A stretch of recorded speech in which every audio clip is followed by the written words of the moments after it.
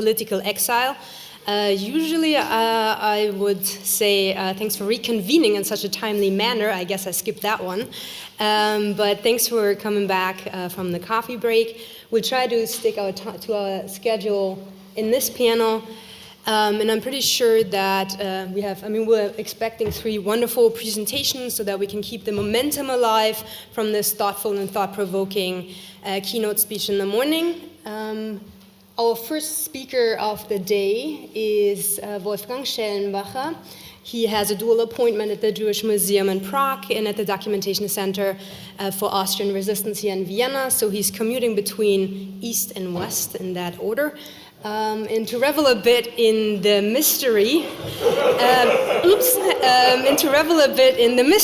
that is Wolfgang SCHELLENBACHER, I just learned that he's actually from Upper Austria. And what I find even more interesting is that he has a side project on smuggling and he's commuting. So I leave it at that. He's here with a presentation with the title From Political Activism to Disillusionment, Austrian Socialist Refugees in Czechoslovakia, 1934 to 1938. The floor is yours. Thank you very much, Victoria. Talking about the refugees from Austria and Czechoslovakia in 1934, the short civil war in Austria in February 1934 led to the political exile of many Austrians, and especially Austrian socialists in Czechoslovakia. And it stands apart from other refugee movements in the 1930s insofar as the most noticeable difference is that the Czechoslovakian state took a rather benevolent approach towards these refugees. Especially if you compare this with only some years later, the Jewish refugees fleeing from Austria in 1938 and 9 at that time. I would like to talk a little bit about the situation of Austrian refugees in Czechoslovakia, the impact that the weakened party structure had on those socialists who had to flee to Czechoslovakia, and the situation in the refugee camps and how that contributed to a growing sense of disillusionment, which affected the refugees' decision whether they should stay in Czechoslovakia or return back to Austria or into other countries. So let me just say a few words why Austrians were actually fleeing to Czechoslovakia in 1934. In March 1933, the Austrian government under Chancellor Dollfuss used a loophole in the parliamentary rules to dissolve the Austrian parliament, using the laws passed in 1917 and intended for the use in time of war. Fundamental democratic rights were severely limited, and and path was set towards an authoritative corporate state based on the model of fascist Italy. In the months to follow, the Republican Schutzbund, the paramilitary organization of the Social Democrats, was banned, as well as the Communist Party. Nevertheless, the leading figures of the Social Democrats were quite surprised when fights broke out on February 12, 1934 in Linz, which soon then went on to other industrial areas, especially Vienna. The well-armed troops of the fascist paramilitary group, the Heimwehr, together with the army and the police forces, soon put down the revolt, and in response to the unrest, martial law was imposed. 9 members of the Republican Schutzbund were executed, and mass imprisonment in jails and detention camps started immediately. So due to this hopeless situation and the fear of persecution under the Dollfuss regime, people often began fleeing even during the fight still. Not all of the refugees registered in Exile, of course, with the Exile organization or refugee committees, because they either had relatives in Czechoslovakia or something else. If we think of Vienna at that time, they might have had even Czechoslovakian citizenship themselves. So this, of course, makes the establishing of the exact number of refugees quite difficult, but nevertheless we can talk about something like a little bit more than 2,000 people fleeing Austria at that time to Czechoslovakia. Czechoslovakia claimed to be neutral to the events, but nevertheless state officials, people such as Zdeněk Vierlinger, a Czechoslovakian representative in Vienna, actively helped leading socialists to flee. It is also in that way that Otto Bauer, the party theorist of the Social Democrats, managed to cross the border very quickly in a car to Bratislava, disguised as a Czechoslovakian citizen. This led to the first differences already in experience between, let's say, the normal fighters and the party elite, since the normal fighters of the Republican Schutzbund had to try to cross the green border to Czechoslovakia at much higher risk, of course. Most tried to cross the border at places such as Unterretzbach, Macheck, Bratislava and Kaplice, often in small groups by sneaking past the border police and Heimwehr troops. In doing so, they used existing networks of networks that were established by smugglers, local smugglers in the border regions, because we've heard yesterday already that this border region for decades had been characterized by refugee movements, illegal border crossings and deportations. So just if you go back to the First World War and all the refugee camps that were built up in 1914 and 15. And of course in the 1920s and 30s also undesirable people were often deported over the border, which was increasing after 1933, after the Nazis came to power in Germany, when certain routes were used by the police already, by the Austrian police as well as the Czechoslovakian police to deport people. So these places were already known by, as well as to the border police, as also to smugglers in these regions. One really impressive example of finding escape routes with the help of smugglers in that time is the 17-year-old Josef Simon. He traveled by train from Vienna to Czechoslovakia. He tried to find routes to bring a lot of Schutzbund people over to the Czechoslovakian side.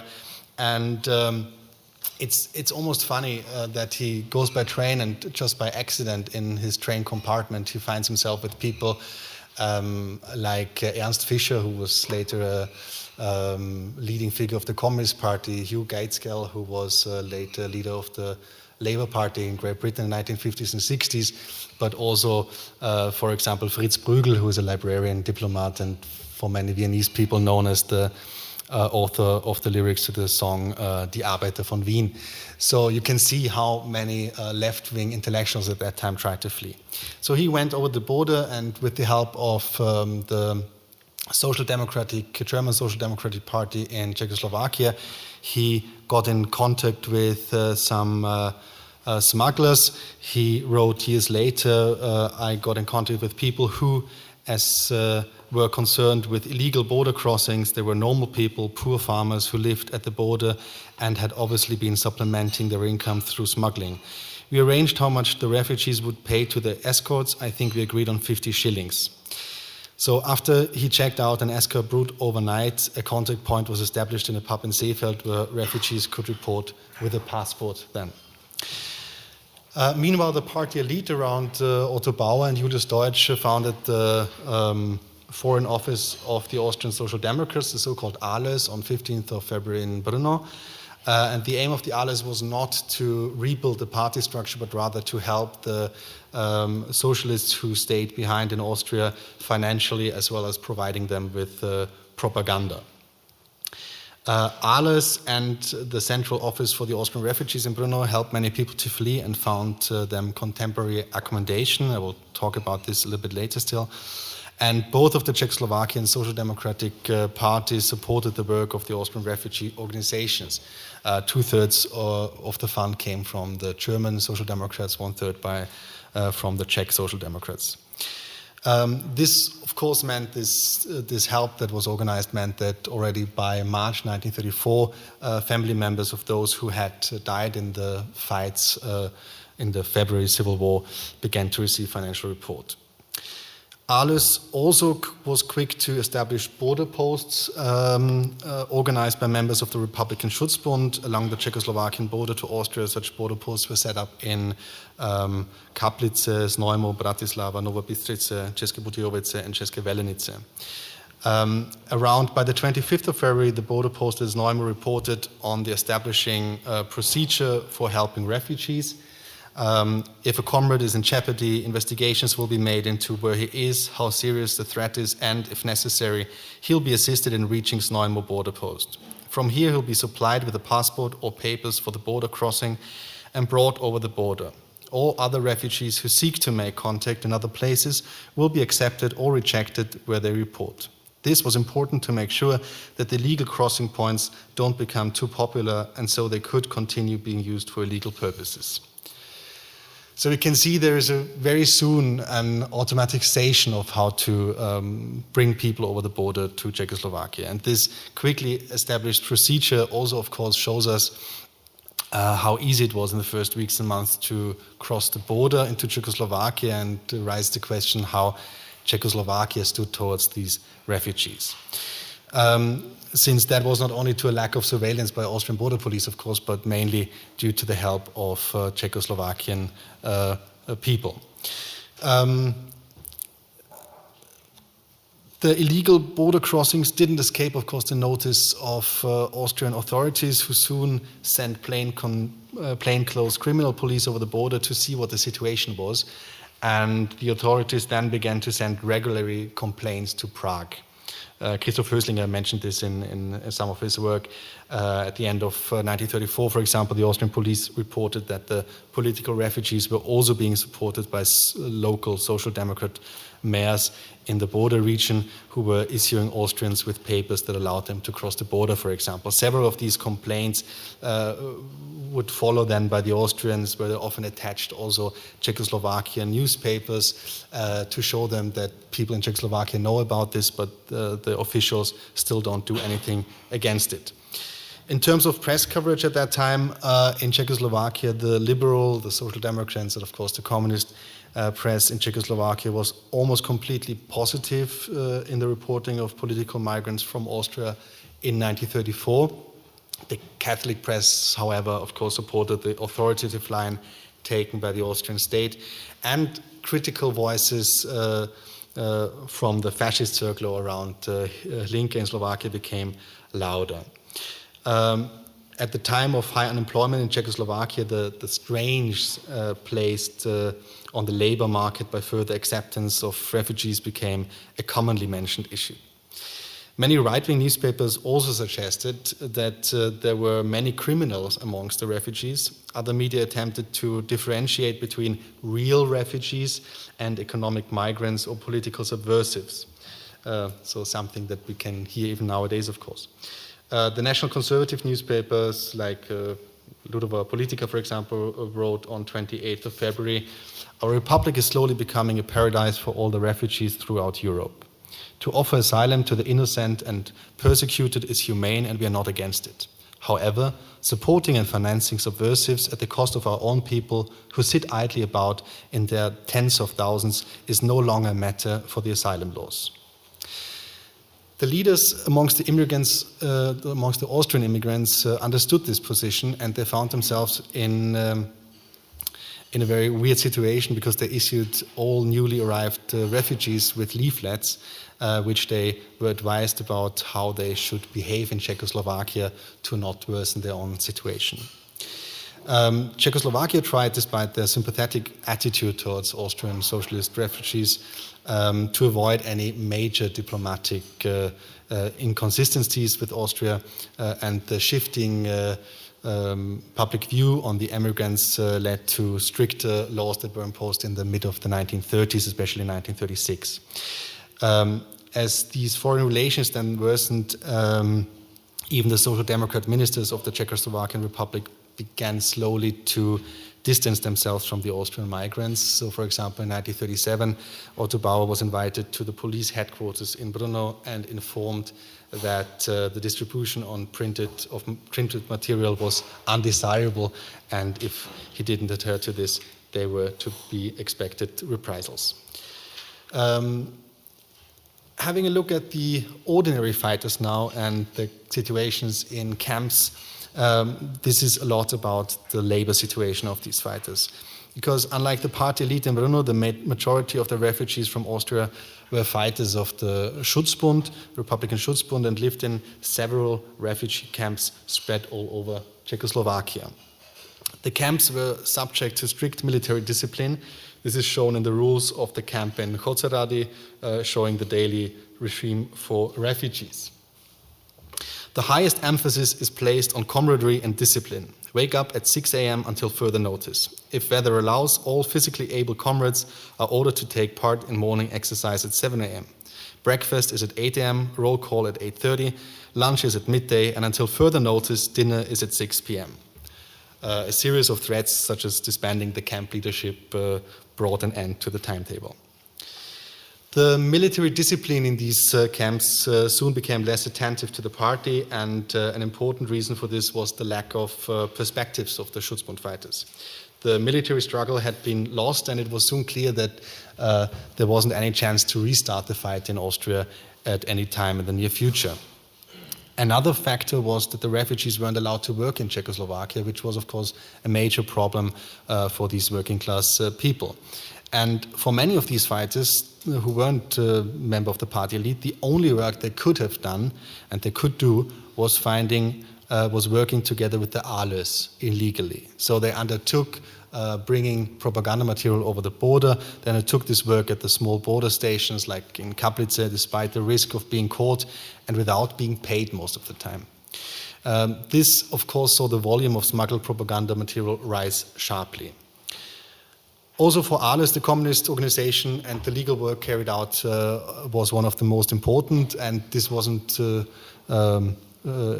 possible without the normal fighters. Josef Pleil had fled together with Otto Bauer and took over organizing the production and smuggling of propaganda materials into Austria from Czechoslovakia. In the so-called logistical books, he recorded the details about the smuggling of propaganda by the emigrated Austrian workers. His notes are nowadays really incredibly interesting source, but they are incredible because they really seem to contravene every rule of conspiracy. Pleil recorded in great detail the number of material and the weight of the materials. He also recorded the routes that they would take, and even very often whom they would send the material to. So he also mentioned the names. The statistics show, of course, the sheer volume of propaganda smuggled over the border into Austria by Allies. Within the first half year, roughly 3 million pieces of propaganda material were smuggled to Austria. Only 5.8% of this was then intercepted by the Austrian authorities. In 1935, Allies was able to smuggle 6.6 million pieces over the border. So that is about 8 metric tons, actually. So it's quite a lot. You can see the kind of propaganda that was smuggled over the border.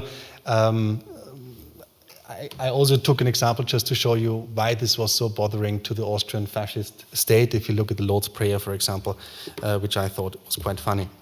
The interesting thing why I'm bothering you so much now with the sheer amount of propaganda that was smuggled was not so much because of the interesting material, but more also that this was the only work that normal fighters could do in the exile.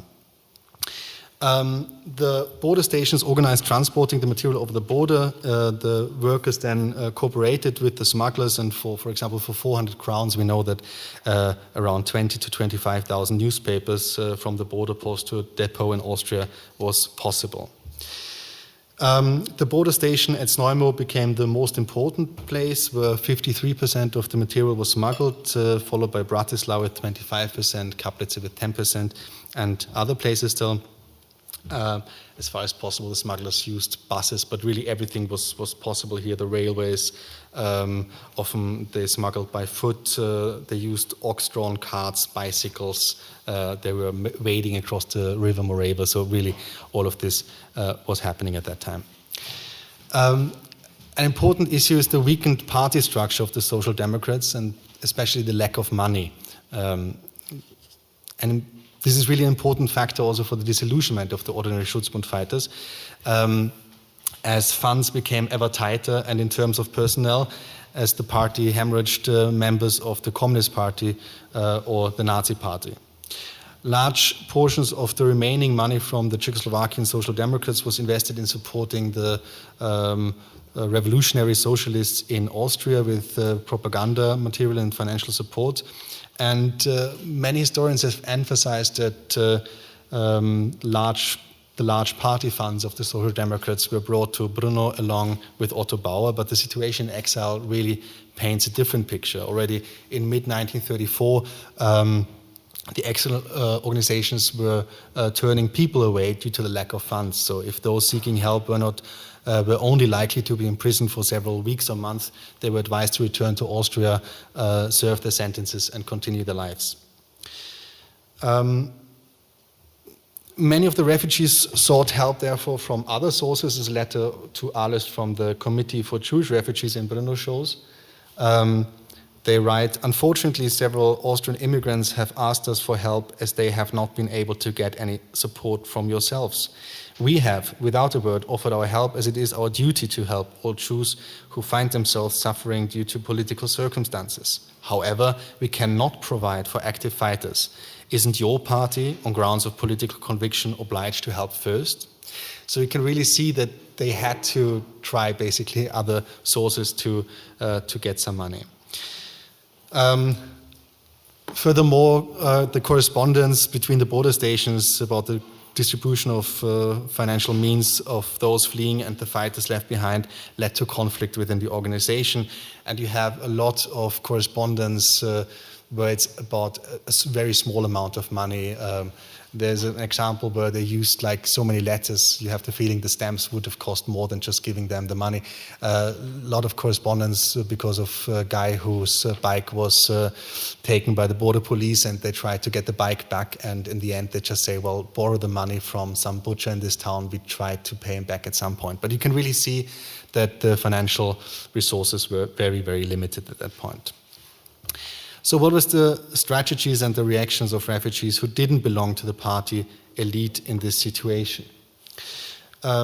Many of those who fought in the Civil War and thought that the Social Democrats had reacted very slowly and waited too long to join the fight or to start the fight. And in this radicalized atmosphere in Exile, many members of the Schutzbund joined the Communist Party. That was something that the Communist Party itself was very aware of, and they started to actively recruit Schutzbund members in the refugee camps as well. The hopeless situation without work and with dwindling help on offer forced many to take advantage of the only other destination that was open to them, the Soviet Union, which was a very limited possibility for a short period of time. Nevertheless, about 700 Schutzbund members, together with 300 of their family members, also went on these transports. Many others, of course, would later on return from the Soviet Union. Many, as we can see, fought in the Spanish Civil War afterwards, or just returned disappointed to Austria. Others fell victim to the Stalinist purges in the Soviet Union later. We can see this by the Austrian authorities, who are very aware of this process. They start in the beginning of 1935 already, informing the border police that they know that people would return from the Soviet Union very soon, and they also started to have lists on the people who returned over to the border, so we have a lot of names of those who came back. According to the files of the Czechoslovakian authorities, by January 1st, 1938, there were only 103 Austrian refugees still in Austria. Why did people even stay at that point? We know that many had returned to Austria. Around 250 went back and served their sentences and continued their life as it was intended already by some exile members. While many of them were sentenced in absence and also lost their citizenship, the Austrian citizenship, so they had not really a chance to go back to Austria. Also, the Czechoslovakian Social Democrats realized that they don't have any money anymore, especially after more and more people from Germany came to Czechoslovakia. So they told the Austrians, they told the Arlest that they couldn't support more than 100 people anymore in 1935 already. So this rapid defeat in 1934, in February 1934, marked not only a watershed for Austria in the way that it was the end to the First Republic of Austria, but in my point of view also for the refugee politics in Europe and in Central Europe especially. You can see this with the 2,000 people who went to Czechoslovakia, who were kind of treated quite well still by the Czechoslovakian state. Nevertheless, the Czechoslovakian state itself didn't provide them with food or anything, but they got help by the Social Democrats especially. But this situation changed only 1 or 2 years later in the 1930s, and there's a big difference to what we'll hear later still about to the late 1930s when the borders were completely closed to Czechoslovakia. Yes, thank you.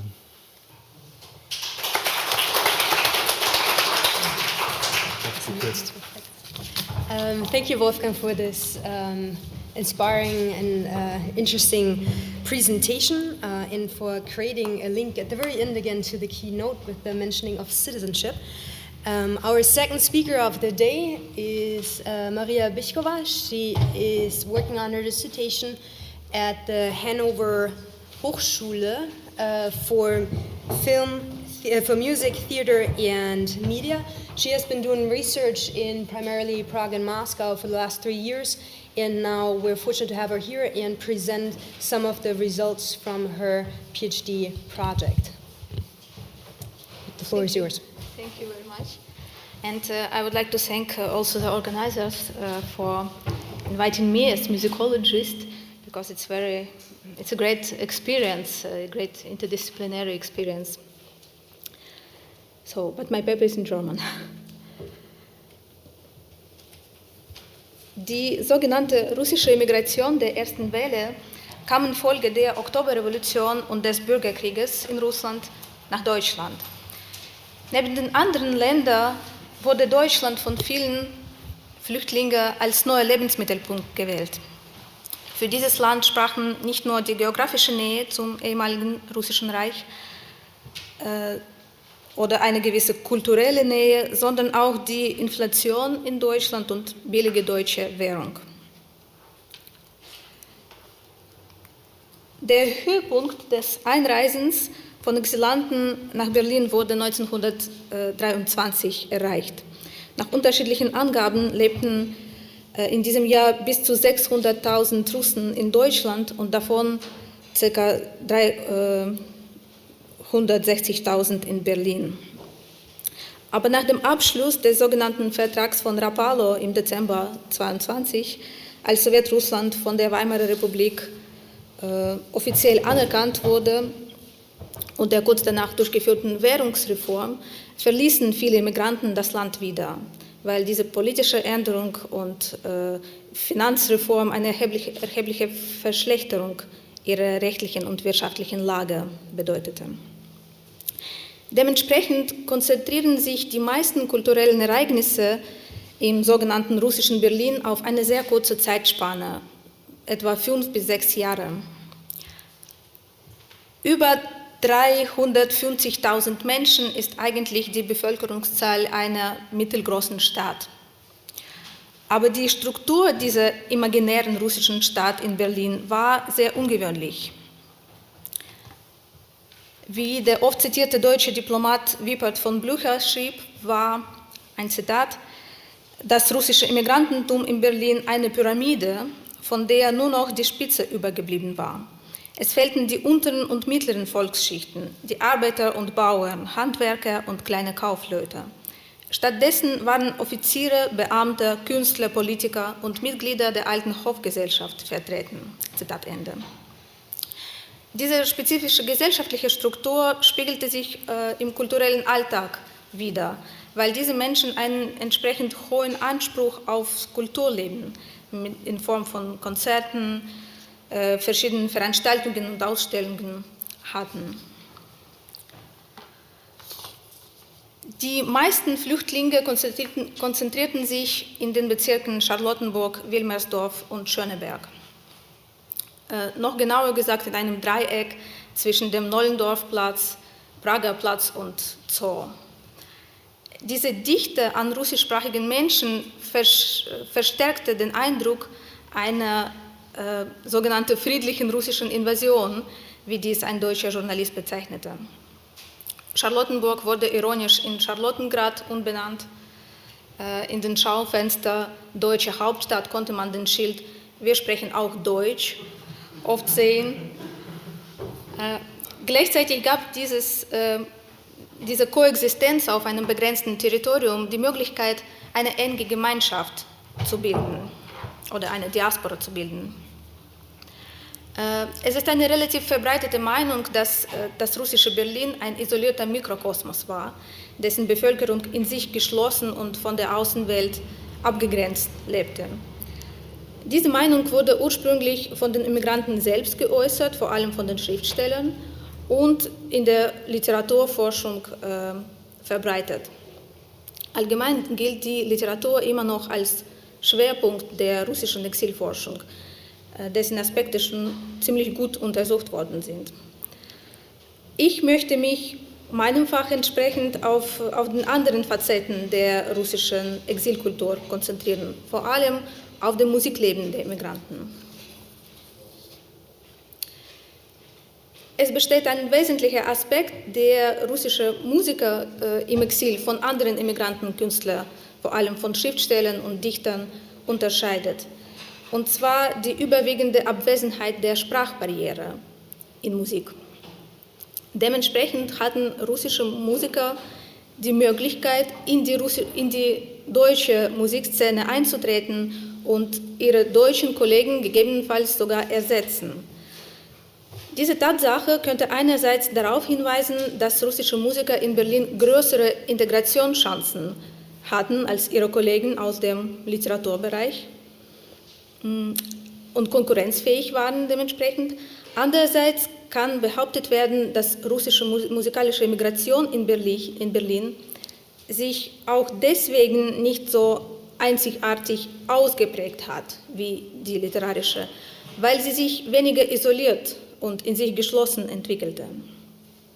Es gibt kaum bekannten russischen Komponisten, die in Berlin lebten, im Gegensatz zu den Schriftstellern und Malern.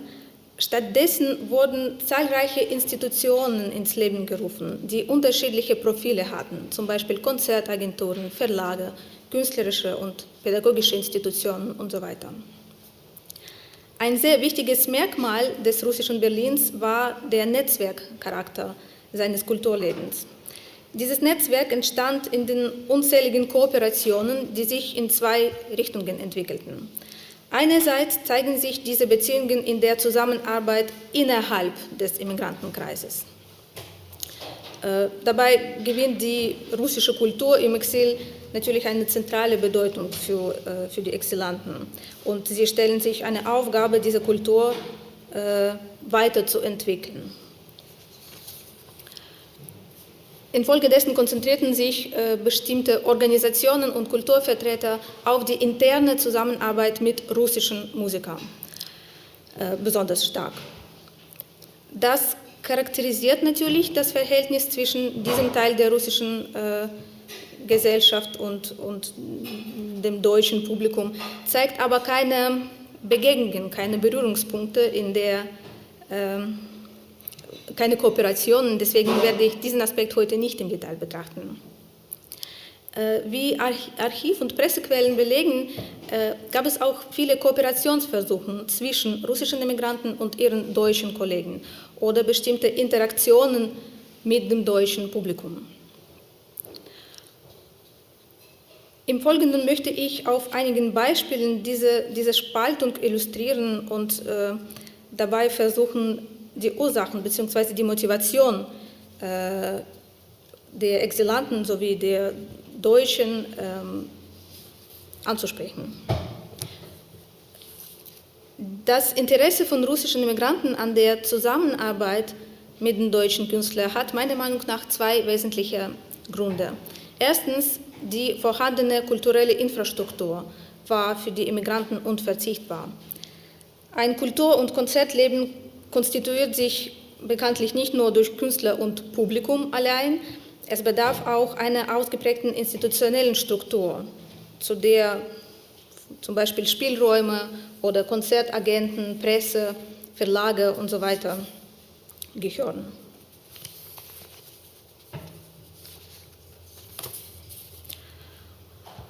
Das Bewundernswerte an der russischen Diaspora in Berlin besteht darin, dass die Immigranten dieses kulturelle bzw. musikalische Umfeld in kürzester Zeit unter Exilbedingungen wiederherstellen konnten. Das wäre aber ohne Unterstützung vor Ort und ohne deutsche Infrastruktur fast unmöglich. Also diese Kooperationen hatten unter anderem auch ganz klare pragmatische Hintergründe. Andere Motivationsgründe sind eher einer ideellen Natur, würde ich sagen, weil nicht nur Aufbewahrung und Weiterentwicklung, sondern auch Popularisierung russischer Kultur ein wichtiges Ziel der Diaspora war. Viele Exilanten betrachteten sich nicht als gejagte Opfer, sondern als Botschafter des alten Russlands, deren Pflicht in der Bewahrung und Verbreitung der russischen Kultur im Ausland lag. Eine bekannte Aussage, die unterschiedlichen russischen Kulturvertretern zugeschrieben wird, sagt, ein Zitat, wir sind keine Verbannte, wir sind Botschafter. Zitat Ende. Und jetzt zeige ich einige Beispiele. Glinka Vereinigung zur Pflege russischer Musik war eine Organisation, die in der zweiten Hälfte der 20er Jahren vielfältige thematische Abende mit russischem Repertoire veranstaltete. Die Vereinigung entwickelte sich schnell von einem kleinen Kreis von Landsleuten hin zu Konzertveranstalter, dessen Konzerte bis zu 400 Zuhörer besuchten. Das Einbeziehen von deutschem Publikum war ein wichtiger Punkt in der Tätigkeit dieser Organisation. Das beweisen unter anderem auch sehr sorgfältig und ausführlich übersetzte Programmzettel. Ein Beispiel dafür sehen Sie gerade, diese Programmzettel waren wirklich sehr guter Qualität. Im Titel von Glinka Vereinigung zur Pflege russischer Musik ist schon eine Arbeitsrichtung enthalten. Die Betonung auf Pflege und auf russische Musik entsprechend der Aufgabe dieser Institution und auch dem Repertoire, das aufgeführt wurde, wo ausschließlich russische Komponisten zu sehen sind. Das ist typisch für russische Musiker in Berlin dieser Zeit, weil sie mit dieser Repertoireauswahl eine Nische gefühlt haben oder fühlen wollten, die auf der Berliner Szene noch nicht ausführlich vorhanden war. Und so komme ich dazu, die Besonderheiten des deutschen Interesses an russischer Musik zu betrachten, also von der anderen Seite. Der deutsche Musikwissenschaftler Robert Engel beschreibt die Besonderheiten der Rezeption russischer Musik in Deutschland wie folgt. Für die deutsch-russischen Beziehungen ist nicht das Vorhandensein des Interesses allein, welches unstreitbar rege und groß, sogar größer als das gewöhnlich angenommen wird, ist, sondern die richtige Einstellung ohne Vorurteil und Voreingenommenheit erforderlich und notwendig. Im Allgemeinen bedarf aber diese Einstellung das Verhältnis der Deutschen zu russischer Musik noch recht wesentlicher Korrekturen. Der Autor unterstellt also dem deutschen Zuhörer, sein Geschmack sei maßgeblich von den Stereotypen geprägt sozusagen und das widerspricht dem echten Charakter russischer Kunst, so Engel. In vielen Fällen hat russische Gemeinde diese Erwartungen des breiten deutschen Publikums erfüllt.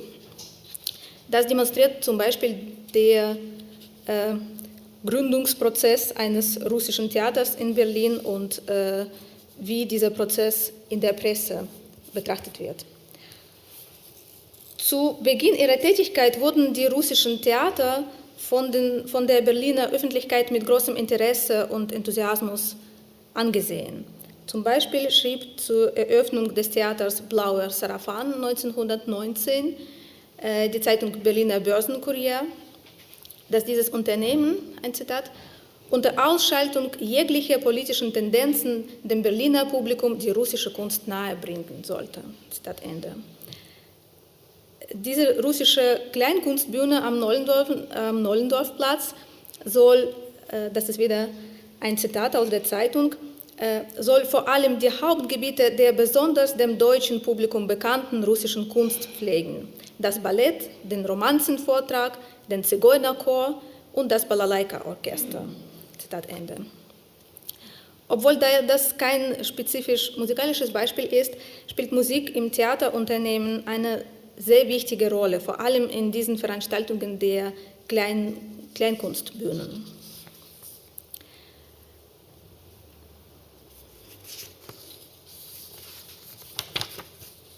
Entschuldigung.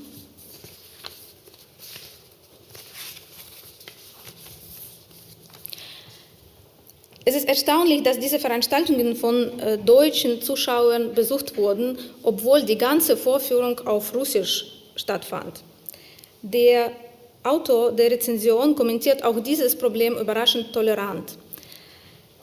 Ich zitiere: Die Bilder und einzelnen Szenen sind so geschickt zusammengestellt, die Mimik der Künstler so gut, dass man zum Verstehen der russischen Sprache wirklich nicht bedarf. Zitat Ende.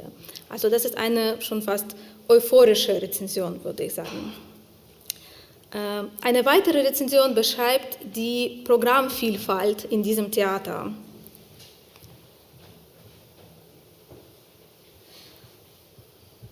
Im blauen Sarafan spielt das Balalaika-Orchester seine schwermütigen und sehnsüchtig gestrafften Weisen. Frau Iljina zeigt ihre schlanke und ranke Tanzgeschmeidigkeit. Von den Sängern ist am besten Herr Dolmatow mit kaukasischen Volksliedern. Ein Hauch slawischer Städte und Steppen liegt über dem Ganzen. Also allein diese Formulierung zeigt schon, dass die Vorstellungen über die russische Kunst bestimmte exotische Merkmale beinhalteten. Vor allem ein Hauch von slawischen Steppen wird durch kaukasische Volksliedern dargestellt. Die einheimischen Berliner nahmen die Initiativen von Immigranten nicht immer positiv wahr. Vor allem die professionellen Kritiker und die deutschen Künstler, die keine Konkurrenz zulassen wollten, haben gegen die russische Invasion gekämpft oder mindestens die sehr hart kritisiert. So wurde die Gründung eines russischen Opernstudios in Berlin 1922 in der Allgemeinen Musikzeitung folgendermaßen kommentiert: Die Russifizierung Berlins macht Fortschritte. Eine eigene russische Universität in der Hauptstadt des Deutschen Reichs ist einstweilen zwar erst Projekt, aber eine russische Opernschule ist bereits angerichtet und wird in den Räumen des Konservatoriums des Westens am 15. Oktober eröffnet werden. In dieser Mitteilung mischen sich interessanterweise eine ganz normale Ankündigung im Sinne von Werbung mit der ironischen Bewertung dieser Institution.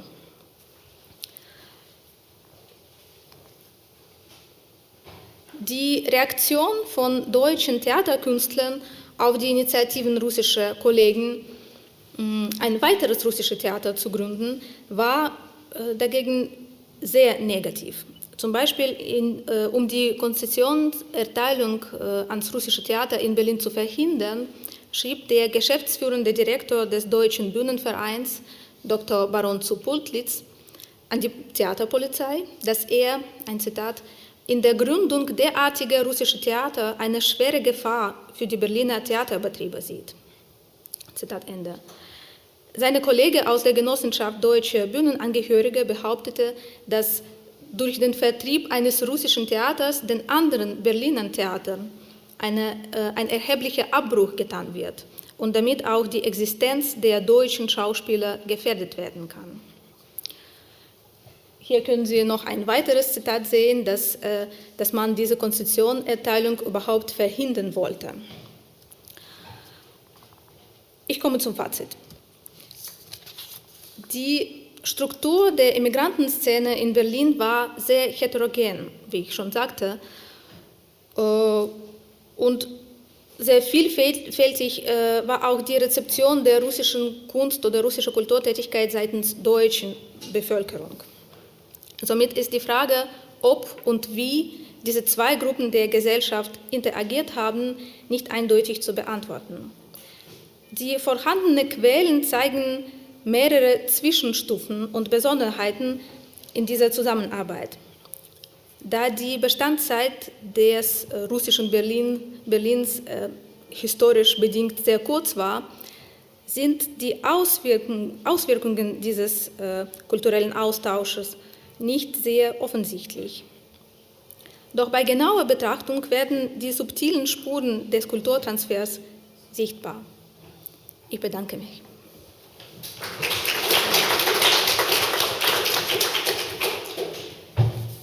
Thank you, Maria, for this differentiated and nuanced presentation. Now we turn to our third presenter, Tatiana TETEREVLEVA. She is an associate professor at the Institute for the Humanities at Northern Arctic University in Arkhangelsk, and she is presenting Russian refugees in interwar Norway, public opinion and development of government policy. Please, the floor is yours. Thank you. So I understand pretty well that Norway is a little bit far away from here, but Norway, at that period we are talking about during this seminar, was actually quite a young state, at least speaking about its foreign policy, because it acquired the independent foreign policy, meaning the fully state independence, just in 1905 after dissolution the union with Sweden. And besides, Norway had a well-deserved reputation of a country with a strong component, humanitarian component in its policy. So I think it would be interesting to see how it all started, meaning how the policy towards the refugees was developed. And actually, the Russian post-revolutionary refugees was the first case was the first challenge actually for Norway in developing such a policy.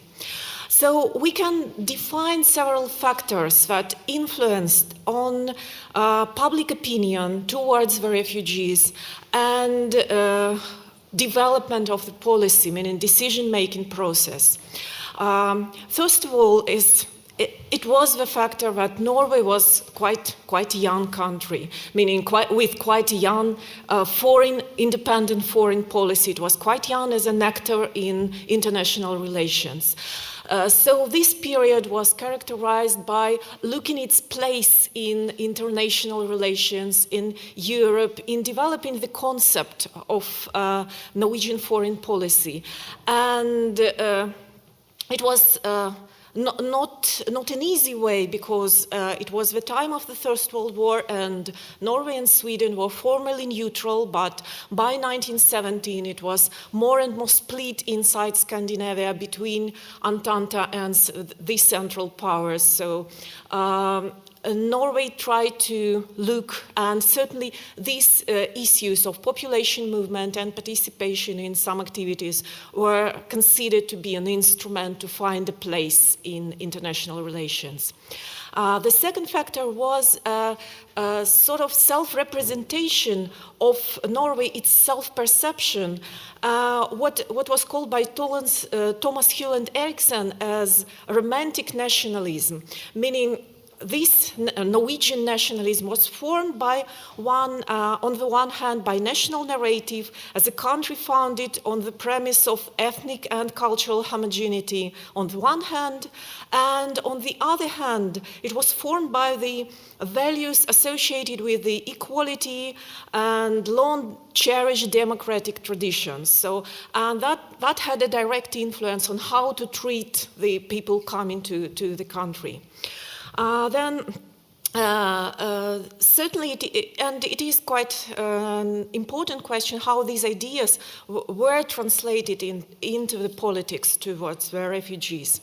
Next factor was current political situation, both inside and around Norway, because there was a civil war both in Finland and in Russia at that period of time, and strong leftist movement inside Norway, and certainly refugee issues was used in discussions concerning not just the foreign but the home politics as well. Quite an important factor that influenced on public opinion and finally on governmental politics towards refugees was the role of public intellectuals whose position actually in Norway in some cases played a decisive role in the decision whether to take refugees or not. And speaking about Norway, certainly it's Fridtjof Nansen, who became Norwegian national symbol at that time and like a face of Norway in the international relations. And certainly the fact that Fridtjof Nansen became a representative later on in the League of Nations responsible for the Russian refugees influenced Norway refugee policy a lot. For example, Norway was one of the few countries who in mid-1930s suggested itself to receive Russian refugees from Greece and Bulgaria, though there are not so many of Russian refugees actually who wanted to go to Norway. But Norway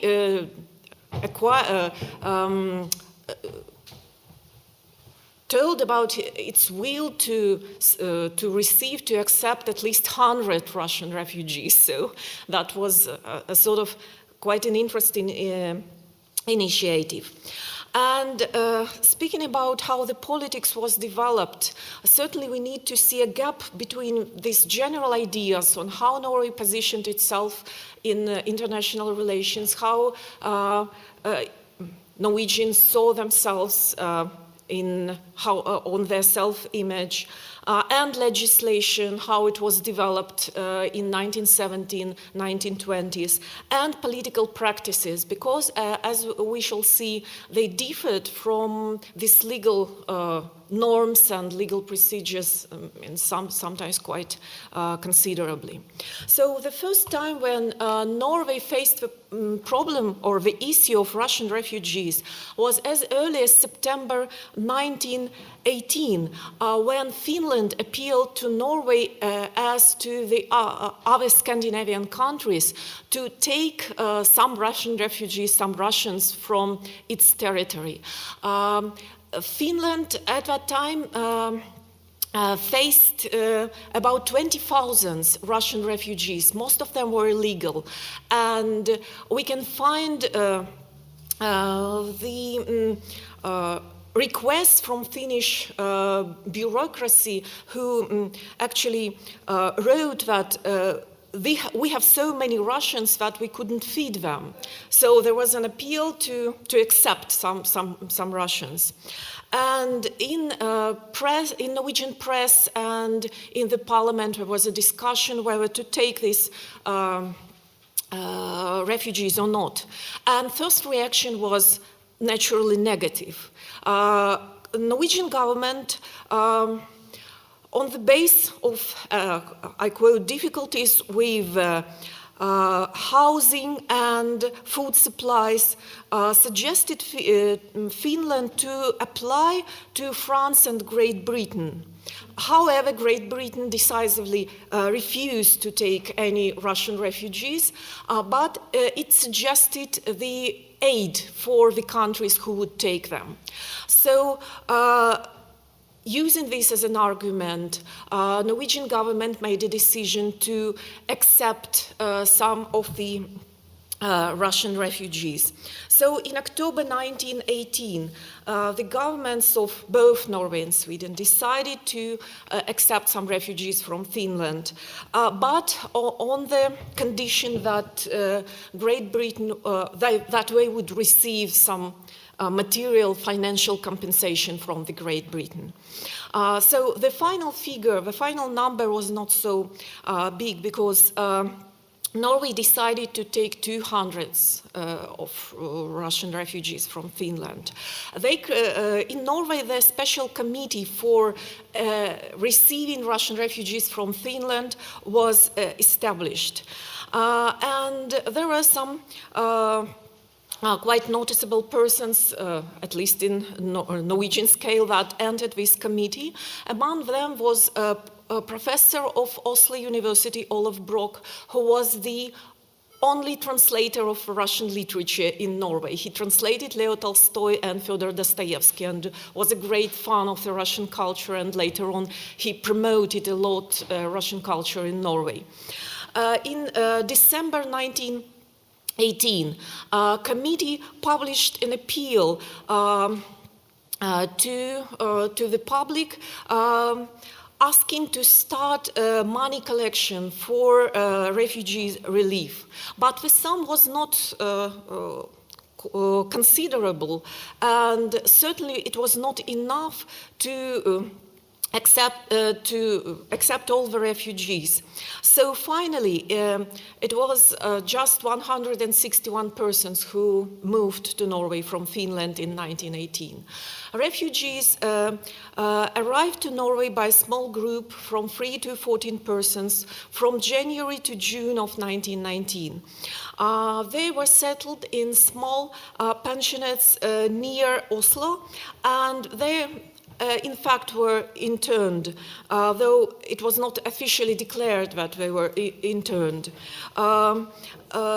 We can make this conclusion on the base of the leaflet for information of Russian refugees, where it was written that the refugees were prohibited to settle in the big cities, they were prohibited to move, they were prohibited to leave their place of settlement for more than 3 days without special permission. The prohibition to participate in any kind of political activity was specially fixed. However, soon it became clear that most of these prohibitions, the refugees just neglected. There was an interesting commission organized actually by the Norwegian Aftenposten. It was a newspaper which tried to just check how the refugees were living. So when they visited several places of a settlement, they were very surprised to see that most of the refugees have left these places for long ago and no one controlled them actually. For example, in one place, among 75 refugees who were supposed to live there, there was just one person who left. All the rest, as appeared, lived in Oslo, in Christiania, and in its vicinities. Aftenposten published this scandalous material. Afterwards, the government started the case, but the result was almost nothing, because they decided that since the refugees were not so numerous and as it appeared they were not so dangerous for the country, they just left the case. So, and finally, most of the refugees that came from Finland, they either settled in Christiania or just in the beginning of 1920s, they left Norway for other destinations. The second case when Norway faced maybe the biggest amount of Russian post-revolutionary refugees was February 1920, when 1,250 refugees, it is the data of American Red Cross, came to Norway from Arkhangelsk and Murmansk region, from neighboring regions of Russia. There were the remains of the white troops who fought against Bolsheviks and were defeated early 1920. And the commission again was organized, and actually the inhabitants of northern Norway, they showed to the refugees the most hearted welcome. And it can be explained by the long historical connections of northern Norway with Russia, which existed in the form of Pomor-Norwegian trade. So, and it was fixed, and even a sort of pidgin language, Russinoshk, existed in that language, so in that region. So Russian refugees were not considered as completely foreigners or outsiders in this part of the country. However, there were much more concerns among the refugees themselves how they would be treated, because according to their recollection, Norway had an image of a leftist or socialist country, and many of the refugees wrote even that in Norway Bolsheviks are in power and who knows what would happen to us. However, they were welcomed, at least in northern Norway, and for example, when they were met in Hammer first, there were several recollections that the first thing that they remembered in Norway was sort of a hill of the oranges, that every refugee received an orange. So the northern country was associated with oranges and this hearty welcome, at least in the beginning of 1920. However, the arrival of almost 1,000 and a half of Russian refugees were perceived in Norway as an extraordinary event.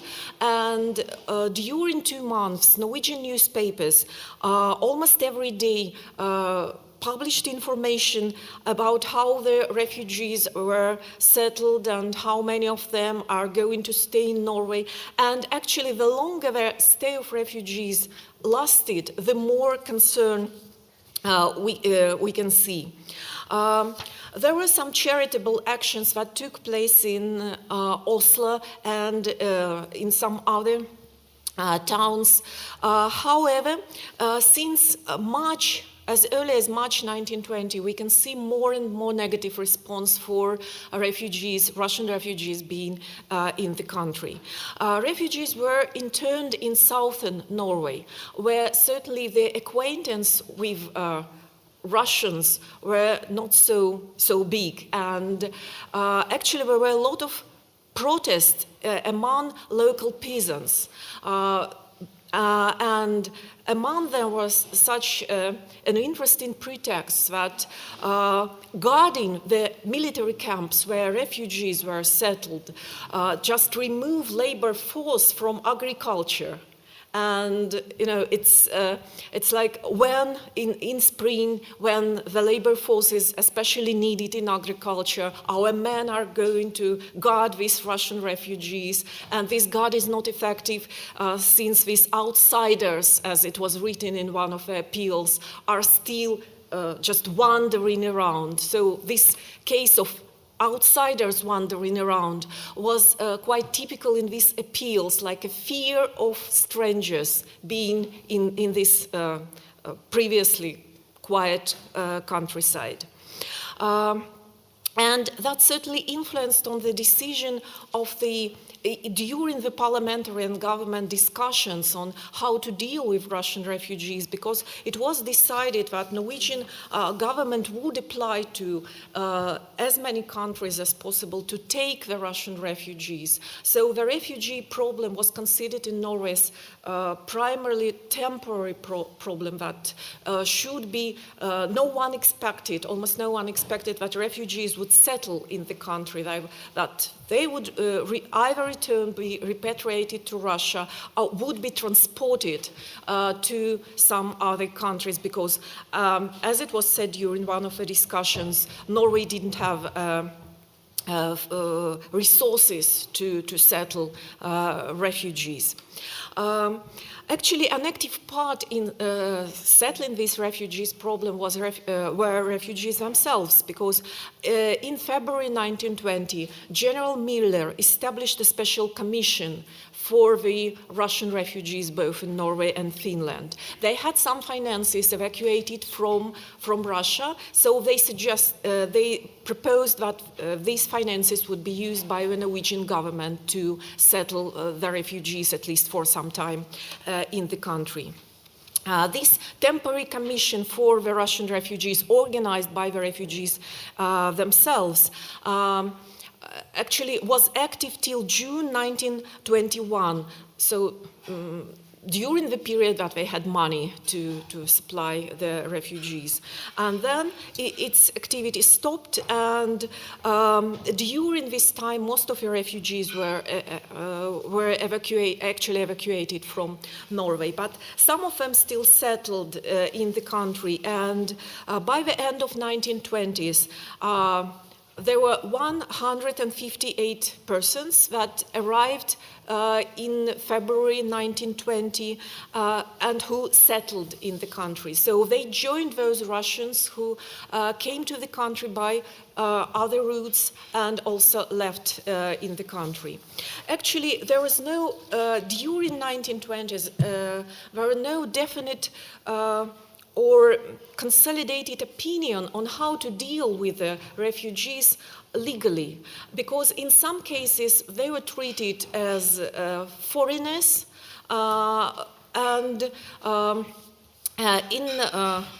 meaning people acquired foreign citizenship, but in some cases in practice, they actually received a special treatment. For example, formally, the status of refugees still in 1920s, in early 1920s, I mean, were fixed by the law on foreigners, which was adopted in Norway in July 1917. It demanded entry visa, it demanded passport, and foreigners were restricted to settle in Christiania and its vicinities, and so on and so forth. There are several restrictions. However, if we look at the practice, how Russian refugees were dealt during 1918, 1919, 1920, we can see a very interesting documents. For example, in the report of October 19, 1919, the Ministry of Justice informed the police that police did not require any identity cards or any visa from the Russian refugees because their number of small and their provision were not so difficult. So, and we can find a lot of such practices when they just didn't oblige all the formal rules that are demanded from, how the foreigners were demanded to be treated.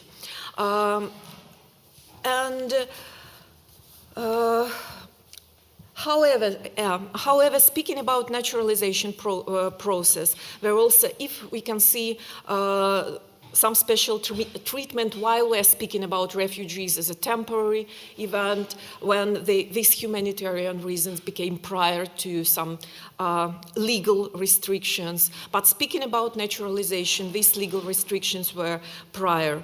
And the letter of Central Past Cantorate of Ministry of Justice of July, for example, of July 1930, confirmed that Russian refugees could apply for Norwegian citizenship on general grounds without the foreigners, since they do not have any reasons for granting them particular privileges.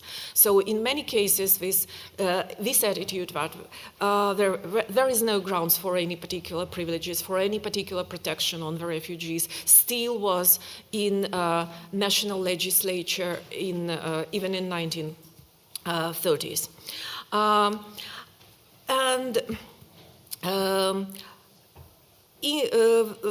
Actually, we can say that Norway was not so popular among the Russian refugees. And most of them, due to the high prices and due to, actually, they were not welcome initially as a constant population, tried to move to other parts of Europe. And we have a lot of cases of Russian refugees who moved from Norway to France, to Belgium, and in mid-1920s to Germany, where, as they said, we could find thicker Russian environment, and that was one of the cases as well.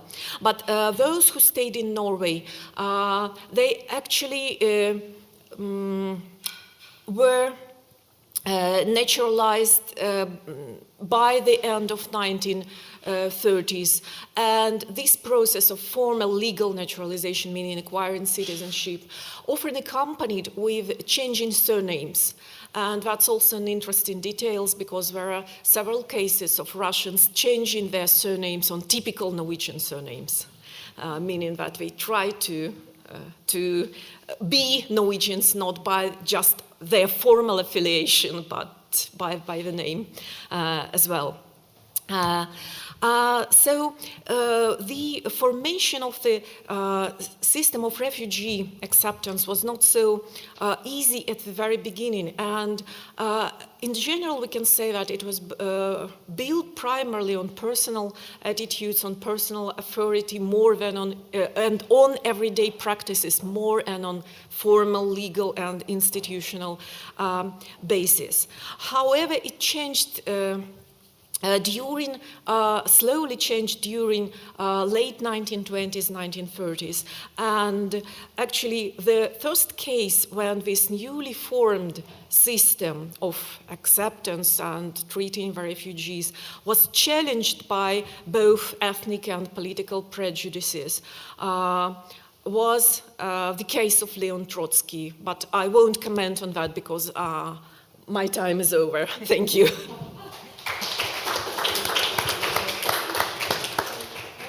Well, thank you, Tatiana, for this inspiring talk and for bringing us full circle again. Wolfgang started out with the 1930s in Austria and Czechoslovakia. Maria talked about Berlin and Russian refugees in the 1920s. You started in the 1910s and took us back to the 1930s. So I think this is a very excellent combination, and I think all of you offered very interesting ideas and I'm sure there are plenty of questions, so I would like to open the floor for questions. Yes, please. Back first. Bela goes first.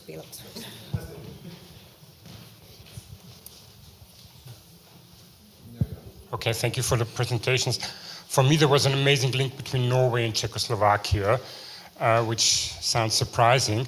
And I don't know if my question or my remark is answerable, but maybe Dieter Gosewinkel can help us, because I was amazed about the similarities that two young nations have a very modern citizenship concept and a very modern, for these times, refugee concept. They need it for their self-image, and both of them are including refugees in this concept. But what happens then is that both countries also are overrun by the Nazis. Both countries have a very weak or rather weak resistance movement. They are strong on their collaboration side.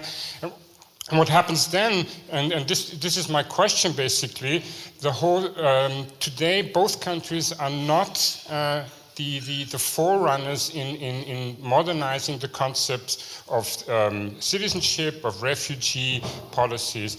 And I don't know if this, as I said, this question is answerable, but what happens? Why are these countries, why the other countries which have a rather bad experience in refugee, I like the example Dieter Gosewinkel brought up with the Spanish lady. She has to escape her country, and she comes back from the Soviet Union, helping to modernize the Spanish political system, rethinking the concepts of the relationship between religion and statehood, and so on. And this does not happen in both countries. And I don't know, as I said, I don't know if this question is answerable, but it was a striking similarity for me.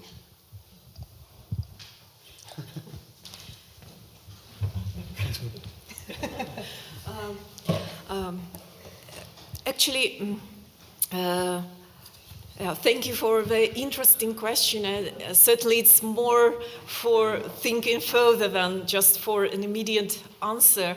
But what I can say is that actually Norwegian attitudes towards refugees always were contradictory. I mean, there was a sort of official representation, and it was a public opinion that was like split between these two poles, as I said from the very beginning.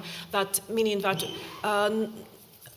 there was a strong self-perception for quite a long time for being homogeneous country. Meaning, for example, it's different with Sweden, where they had a longer tradition of perceiving it as a multicultural country. Norway is another case, I think.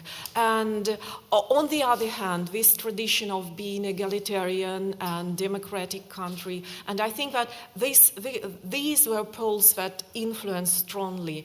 And since the first experience was positive, I think in history, somehow negative experience could teach us more than positive experience, positive starts.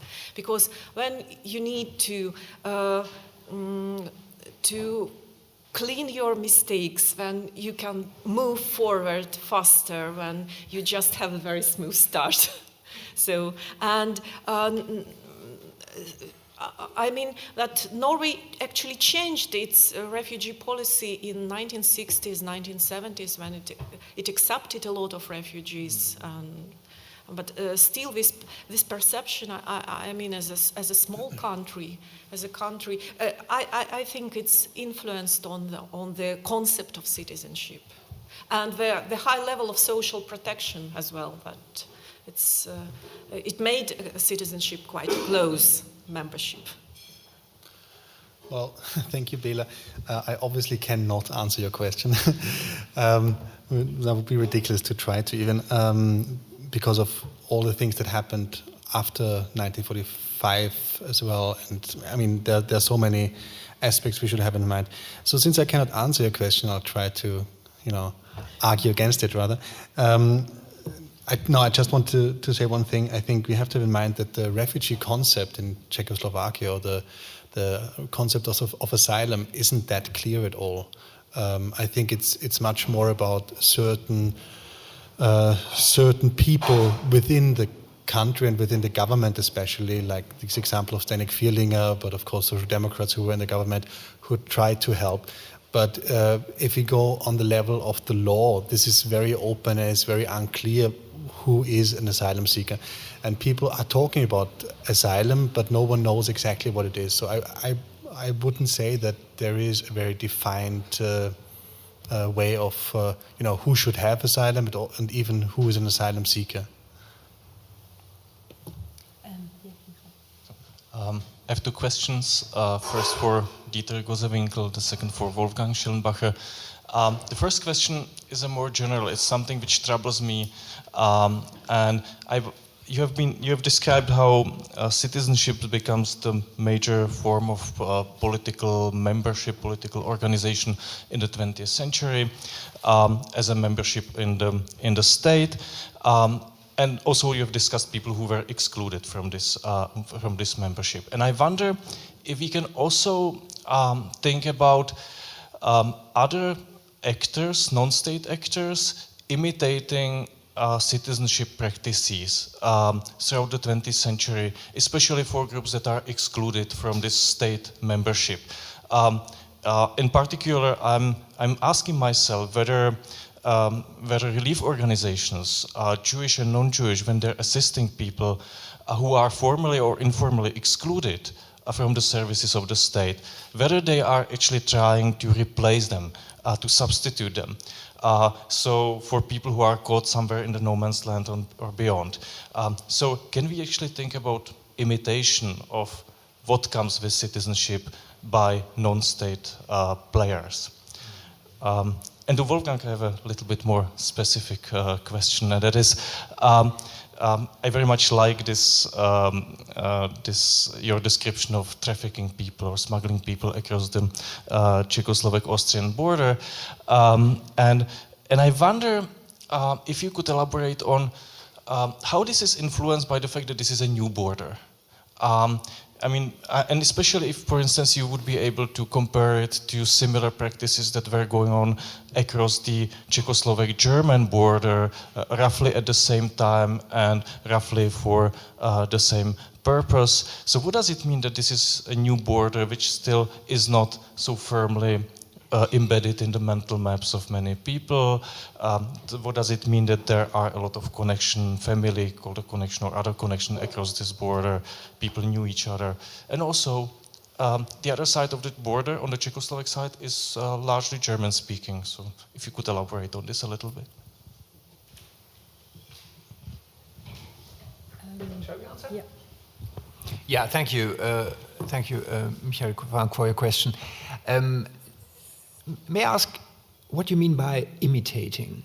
Just to understand your question correctly, imitating citizenship practices. You were talking about, for example, Jewish actors trying to bring relief to stateless persons, but imitating in what way?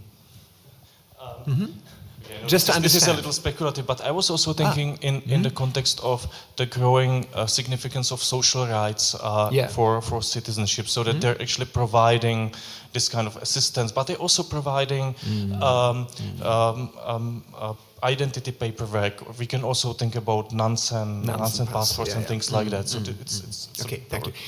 Nansen pass is an important example. Nansen pass, I think you talked about that yesterday. There was a paper on stateless persons, but the whole Nansen system was, let's say, emergency system to bring some relief to, let's say, hundreds of thousands, even millions of stateless persons in the interwar period. But this, I would be hesitant to say. I would be hesitant to say that this is imitating citizenship. This is trying to substitute citizenship to a certain extent, bringing relief to persons, individuals who were really threatened by extremely bad living conditions in the interwar period. It's not imitating. It's trying to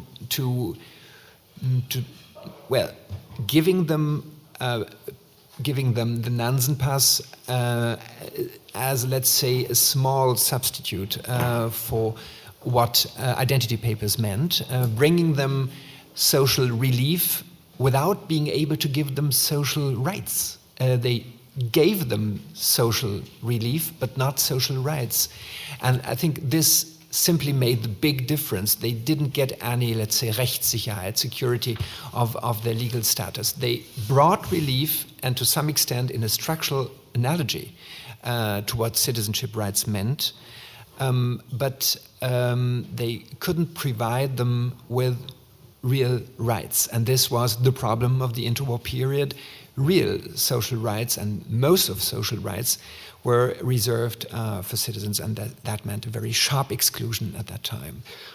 But as you all know, Jewish organizations played a very important role, for example, in the minority system of the Versailles Treaty. And there they were really able to stabilize citizenship rights. They contributed to stabilizing citizenship rights for people, for minorities, particularly in Eastern and Central Europe. And this was a great success, to be my brother's keeper, as you know, this famous book, and all this research having been done on minority rights. This was an important way of giving and, let's say, preserving citizenship rights for those who were threatened by exclusion within their own states. This was important, yeah. Mm-hmm.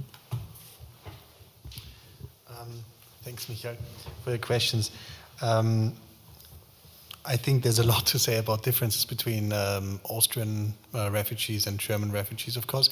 If you're talking about the Austrian and German border to Czechoslovakia, I think the most obvious difference is how close Vienna is to the border, of course, if you compare it to Berlin. So the center of Vienna is very close already in so far. I mean, think of Bratislava, for example. I mean, you're there in 35 minutes, basically, 40 minutes. And the same is for Brno.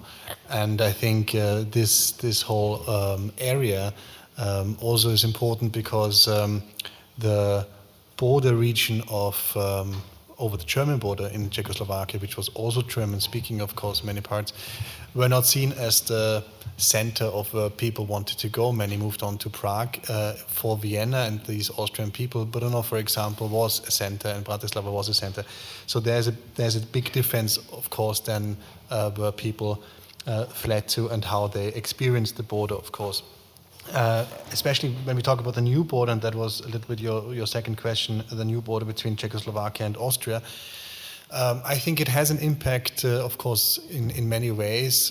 One that I could see very much is that you have certain fights between Czechoslovakia and Austria, who is, Austrian, who is Czechoslovakian. Also, who should take which people. So from beginning on, from the 1920s on, you have people being deported over the borders from both sides, people who you don't want in your new territory.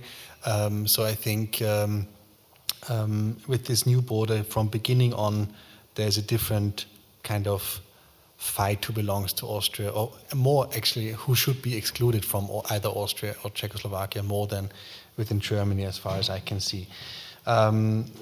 We have from 1935, for example, a very nice description from the police in Brno, who really know the exact way what the Austrian police is doing. They know where in Vienna they get these people they don't want to have there, to which border station they're bringing them, actually the exact way over the border, like several ways. They know how many people per day they're bringing there. So this is all very well known, and it's from both ways that is very important, and it's also then important for the ways over the border later. German-speaking areas, I think that would work from both sides, of course, as well from Germany as from Austria. I think it's also different. I mean, that would be too much now, but it's also a different or interesting question how these German speakers were seen in the Czechoslovakian press and in public.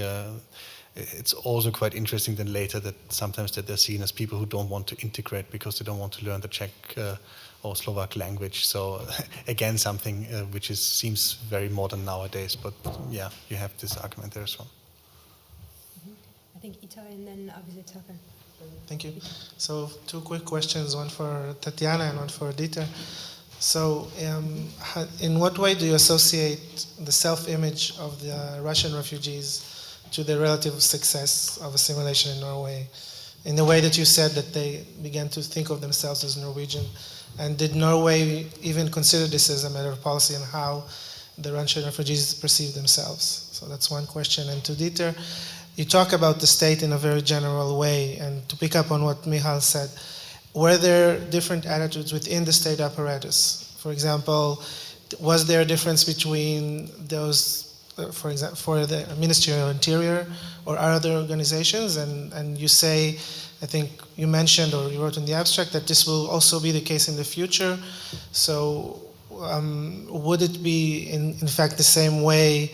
Or will globalization, is there more potential for globalization to affect departments in the government which are maybe more flexible about giving citizenship rights? So is it really the state as one complete organization, or can we now talk about the state in this relationship as different ministries, and as we mentioned yesterday in the discussion, when they meet with their counterparts, which might be in networking with similar departments from other countries as well, if this helps or not, if the networking in the European Union or the networking in a more global sense, does it make it easier to provide more flexibility on citizenship? Thank you.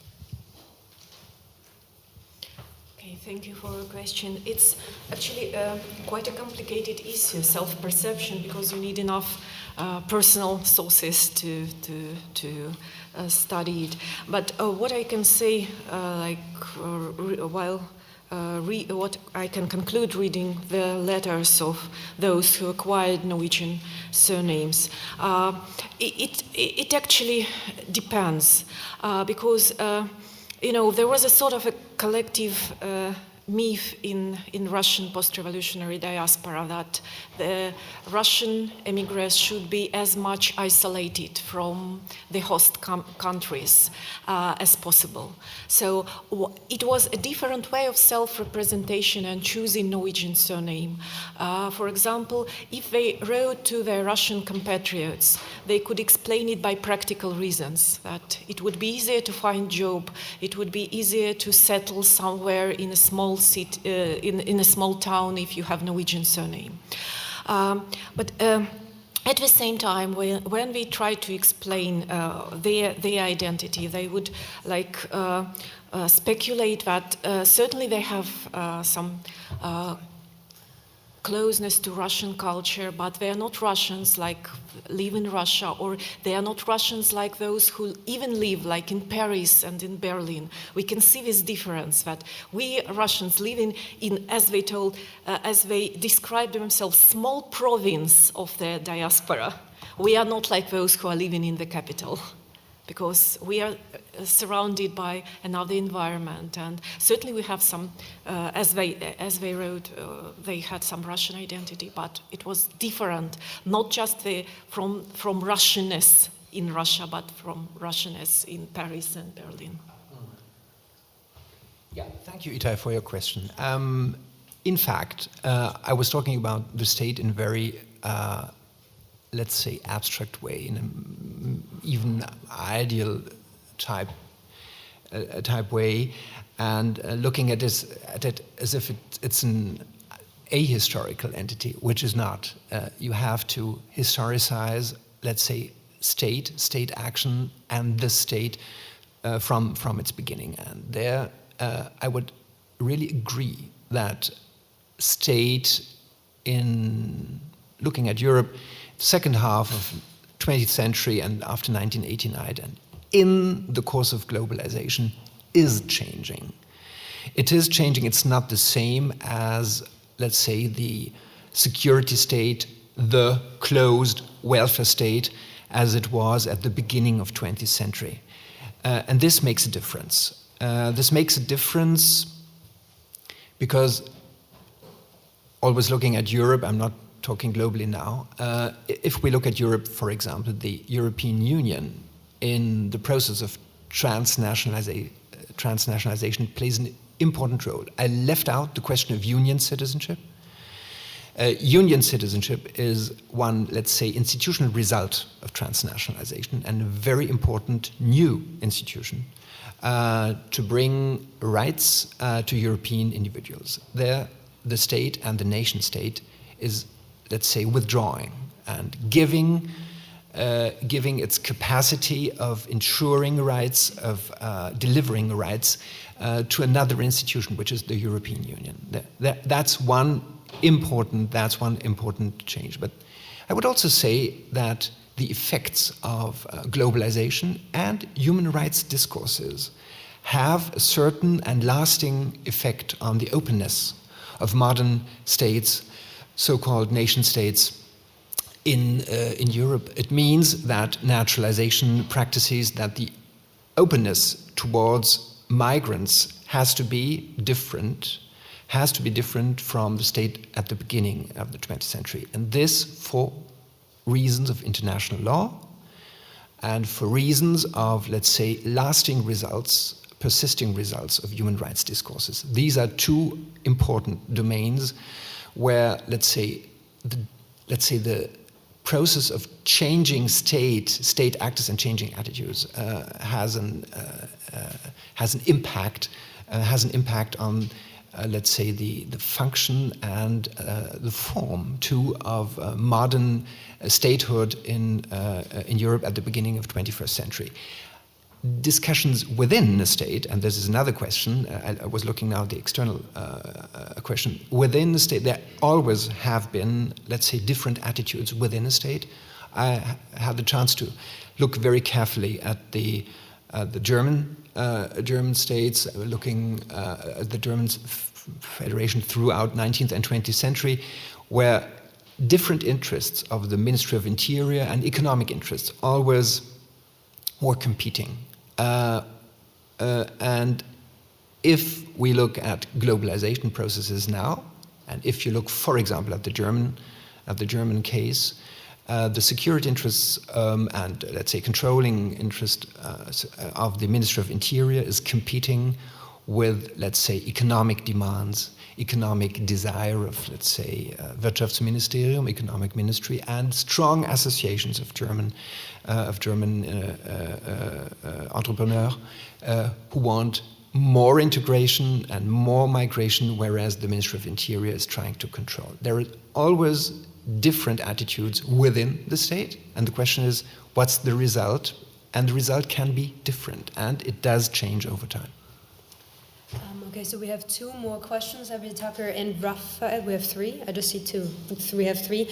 Then I would kindly ask you to keep your questions brief and also your answers brief, simply because we're already running a bit late. I mean, we invited Dieter Gosewinkel up here, but please keep it brief so that we can actually move over to lunch by like 1 p.m.-ish. Okay, thank you.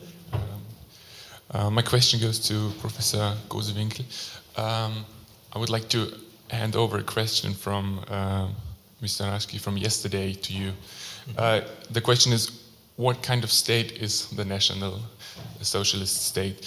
National Socialist State? Yeah, what is the right term? So that's what I would like to ask you. And as far as I know, in your book you call it, I would translate it as a race state, as a Rassestaat.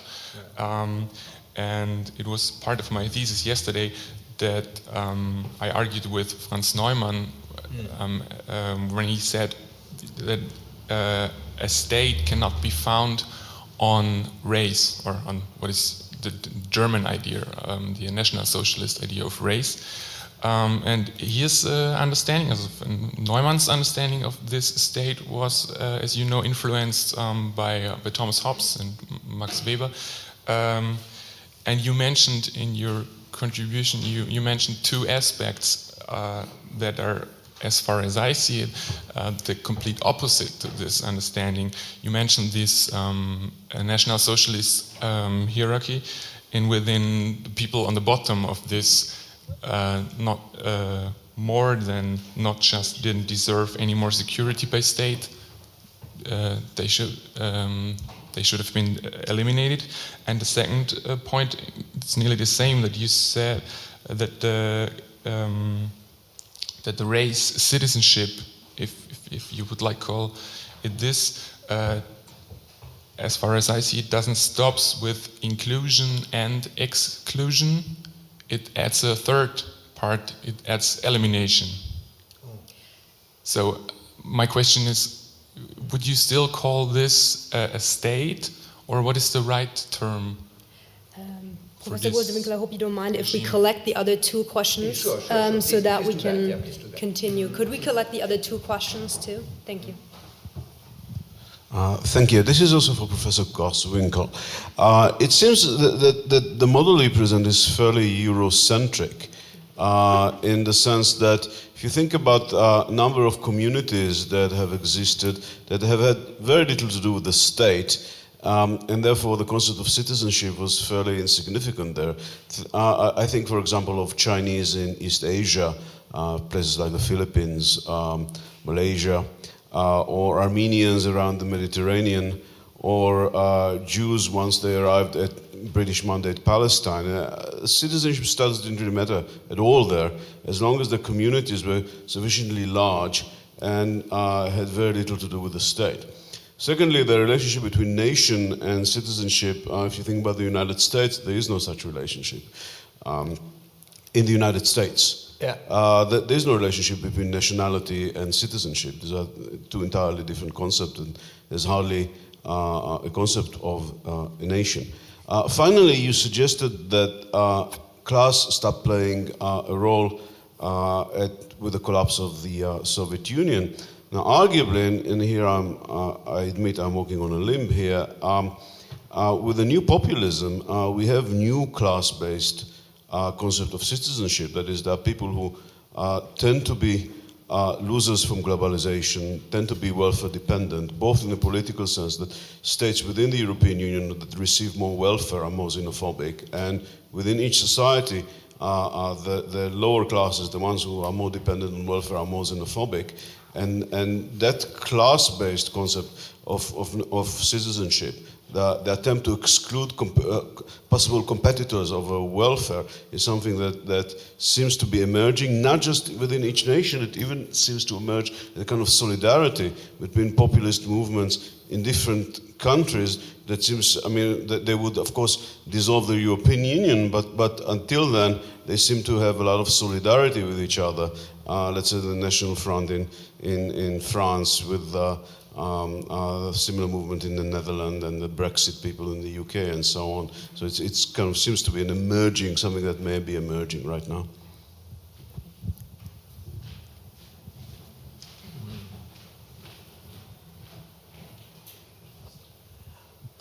Mr. Schellenbacher, I wonder whether you looked into the case of the Russian immigration to Czechoslovakia at the beginning of the 20s, because there were tens of thousands, I suppose, and whether this can be compared, the practice of accepting this group can be compared with the acceptance of the Austrians in the 1930s. That's the first question or remark. And the second one, if I'm not mistaken, after the First World War, there was an influx of Czech Viennese to the new Czech Republic. This was a huge number too. And I wonder who did some research of this phenomenon, and I wonder how the question of citizenship was solved. That's an interesting question anyway, how the citizenship question after World War I of the Austrian Empire, how this former Austrian Empire how this was solved. And there was a lot of people moving from one part of the empire to the other part in order to belong to the right group. Okay, so with your permission, I would give the floor first to Wolfgang, and then because then you get some time to summarize those very broad questions first. Okay, so you can start. Okay, please. I'll be very short. I haven't had a closer look at the Russians in Czechoslovakia. Obviously, that's an issue, and it is also still an issue when they talk about Austrian refugees there. But I'm not an expert on this, and perhaps Michael Frankl can, I don't know whether you've looked into this a little bit more. Okay. Okay. Perhaps we can do this in the break anyway. So the people in Vienna after the First World War, that is... we've heard this yesterday a little bit, that there were several attempts for citizenship in Austria directly at the end of 1918 and 1919, and how this changed and shifted a little bit, who was allowed to be Austrian, who, like people from Galicia, for example, not people from Trieste area, for example, first of all, also not, then they were. It's very complicated. Concerning Czechs, they had, of course, the option. Many people didn't, many people did. You have a lot of people going back from Vienna, that's true. But usually that's a question of relatives as well. Where do relatives live? And that comes, of course, into something that is very important in 1934 again, because people, I mean, like the example of Josef Simon, he had an aunt in Czechoslovakia who would send him a telegram saying, I invite you officially, just that he could cross the borders and be not like immediately pointed out as a political activist. So the relative issue is of course very important, but I don't know any like big book about this question or something like that, or research project. As I know that I'm between you and the lunch, you want me to answer now? I mean, just go ahead, and then I think there's plenty to talk about, I think, during lunch break, but maybe for starters. So, I try to be extremely brief. First question, thank you. I would make a recourse to another immigrant, to Ernst Frenkel. I would say it's more a Maßnahmenstaat, state of measures instead of state of norms in that case. But that could be discussed, because you mentioned Franz Leopold Neumann. I would say you can describe it with Frenkel as a racial state which based on measures. And it's less and less what I would call a state. Second point, well, Eurocentric, well, the state was invented in Europe and it was brought to the world. And with the state, citizenship was brought to the world. You can call it Eurocentric, but I think this is a historical fact. As for the exclusion of poor people and these new, let's say, this new poverty which comes up, which is feeding populist regimes. This is an important question. I think class might come up again and might weaken the Marshallian welfare state concept of citizenship and thus delegitimize citizenship. This is really important. Okay, thank you. All right, just also thank you, Dieter Gosewinkel, again for your keynote. Obviously, not only thought-provoking, but also question-provoking. We can certainly continue that discussion. But then also thanks to the three panelists today, who I think gave excellent papers. And in addition to that, were excellent with the delivery and the time management. I think I would like to point that out. So thanks again. Let's put our hands together, and then we can head to lunch. Thank you.